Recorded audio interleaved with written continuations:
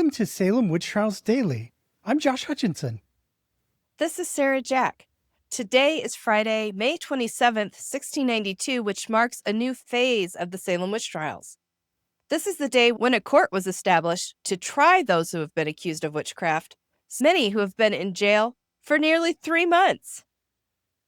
The new charter had just taken full effect, and the Massachusetts Bay Colony had been replaced by the province of Massachusetts Bay with its royal governor.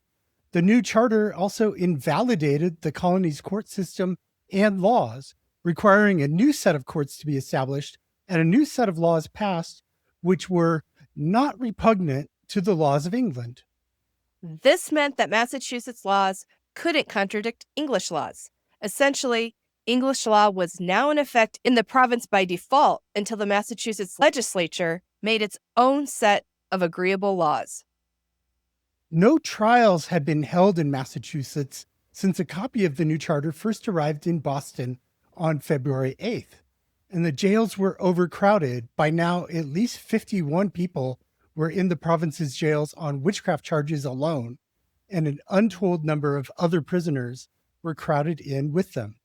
One witchcraft suspect, Sarah Osborne, had already passed away in Boston prison on May 10th, and with hordes of inmates packing the cells, and typhus, known as jail fever, was more common in warmer conditions, the summer promised to be deadly. Governor Phipps and his council needed to act to lessen the strain on the jail system. Phipps had set the legislative session to begin on June 8th, but it would have been difficult to hold out until that date, especially with witchcraft suspects being arrested by the gross lately. Governor William Phipps ordered a special Court of Oyer and Terminer to try the backlog of cases that piled up under the interim government. Oyer and Terminer means to hear and determine.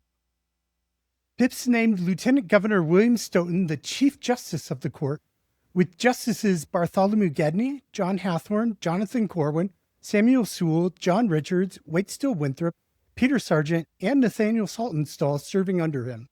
Gedney, Hathorne, and Corwin were Salem residents. Saltonstall lived in Haverhill, also in Essex County. Chief Justice Stoughton and Justice Richards lived in Dorchester. Winthrop, Sargent, and Sewell lived in Boston. They may be the Salem witch trials, but they were predominantly heard by judges from outside Salem. These were the colony's elite men, not just Salem's. They had no formal legal training, but had learned on the job as justices of the colony's courts, some of them for many years.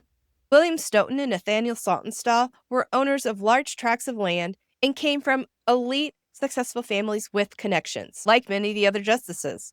Hathorne, Corwin, Sewell, Richards, and Sargent were also prosperous merchants. Prosperity was considered a mark of God's favor.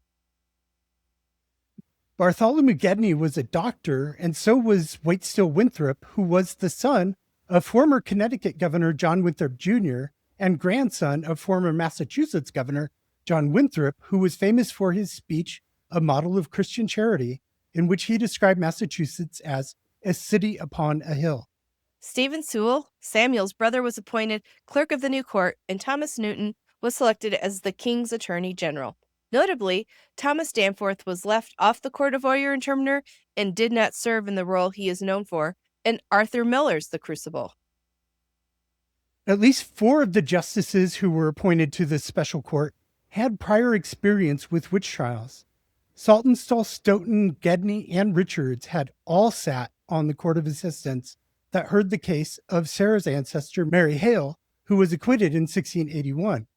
And Stoughton was also on the trials of Mary Webster and James Fuller, who were acquitted in 1683. He was joined on the Webster case by Bartholomew Gedney. Another notable case that was held in the 1680s was the case of Elizabeth Morse, who was sentenced to death in 1680 and was subsequently reprieved by the court and basically placed under house arrest. Unfortunately, records do not exist to show which of these justices might have been responsible for Elizabeth Morse's reprieve. We just don't know who served on her trial or who decided that she should live. And we also do not have records of which members of Edmund Andros's governor's council sat on the court for the trial of Goody Glover in 1688. However, we do know that Bartholomew Gedney, Waitstill Winthrop, and William Stoughton were members of that council and could have been on the court. It's significant to note that the court of Oyer and Terminer was to hear trials for all manners of crimes and offenses from Essex, Middlesex, and Suffolk counties, not only witchcraft cases. As we said, there were a lot of people in jail. Witchcraft is not even mentioned in the document establishing the court. But the witch trials were a major focus of this court, as 150 people were eventually jailed for the crime of witchcraft in 1692. And the court of Oyer and Terminer was not the only court established today. The law courts were reinstituted, and all members of the governor's council became justices of the peace, as did provincial secretary Isaac Addington and some other politicians, including the former deputy governor we mentioned earlier, Thomas Danforth, who served in Middlesex County. Colonel Dudley Bradstreet, the son of the recent governor Simon Bradstreet, and John Higginson Jr., the son of Salem senior minister, were placed in that office for Essex County. In another significant change for Essex County, young George Corwin in his 20s, the nephew of Oyer and Terminer Justices Winthrop and Corwin and the son-in-law of Justice Bartholomew Gedney, so very connected, became the sheriff of Essex. He replaced the Marshal George Herrick, who now served as deputy sheriff. Over in Connecticut, Sergeant Daniel Westcott of Stamford accused Elizabeth Clausen and Mercy Disborough of afflicting his teenage servant Catherine Branch, who was examined by a local official named Jonathan Selleck today in 1692. Branch would go on to name others, and trials would be held for Clausen and Disborough. Disborough was initially found guilty, but was later reprieved and freed in 1693.